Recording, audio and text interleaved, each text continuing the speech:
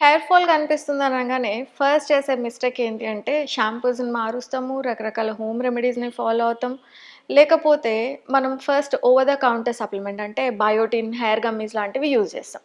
కానీ hair ఫాల్‌కి root cause ఏంటి? అంటే నాకెందుకు హెయిర్ ఫాల్ అవుతుందని ఒక పాయింట్‌ని మాత్రం మనం ఆలోచించం.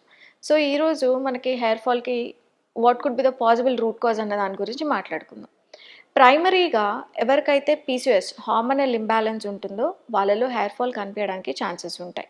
ఈ హార్మోనల్ ఇంబాలెన్స్ ఉన్న ఆడవాళ్ళల్లో కానియండి, మగవాళ్ళల్లో కానియండి, కార్టిసాల్ లెవెల్స్ ఎక్కువున్నా అంటే ఎస్ట్రోజన్, ప్రొజెస్టరాన్, టెస్టోస్టిరాన్ ఈ మూడే కాకుండా కార్టిసాల్ అనే హార్మోనల్ ఇంబాలెన్స్ ఉన్నా కూడా లేదా కార్టిసాల్స్ ఎక్కువ మోతాదులో ప్రొడ్యూస్ చేసుకుంటున్న బాడీస్‌కి కూడా విపరీతమైన హెయిర్ ఫాల్ ఉంటుంది.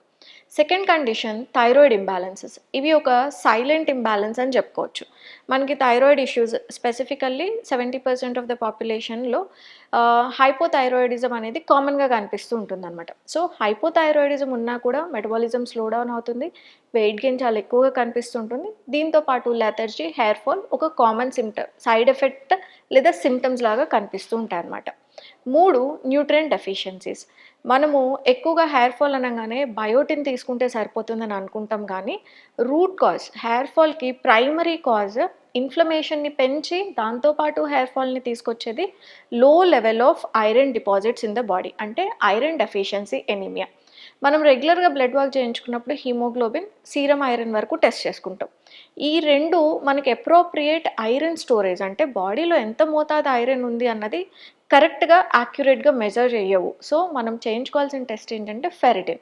ఫెరిటిన్ మనకి బాడీలో ఉన్న ఐరన్ డిపాజిట్స్‌ని గురించి చాలా క్లియర్ ఇండికేషన్ ఇస్తుంది. అండ్ ఎవరిలో అయితే హెయిర్ ఫాల్ ఉంటుందో వాళ్ళకి లో లెవెల్ ఆఫ్ ఫెరిటిన్ లేదా లో నార్మల్ లెవెల్ ఆఫ్ ఫెరిటిన్ ఉండడానికి ఛాన్సెస్ ఉంటాయి. హెయిర్ ఫాల్‌ని ప్రివెంట్ చేయాలి అనుకుంటే పీసీఓఎస్, థైరాయిడ్ ఇంబాలెన్సెస్‌తో పాటు ఐరన్ డెఫిషియన్సీస్‌ని కూడా అడ్రెస్ చేయాల్సి ఉంటుంది. కేవలం ఐరనే కాదు వైటమిన్ డి, వైటమిన్ బి12, మెగ్నీషియం అండ్ సెలీనియం డెఫిషియన్సీస్ కూడా మనకి హెయిర్ ఫాల్‌కి ఒక కాజ్ అవుతాయి.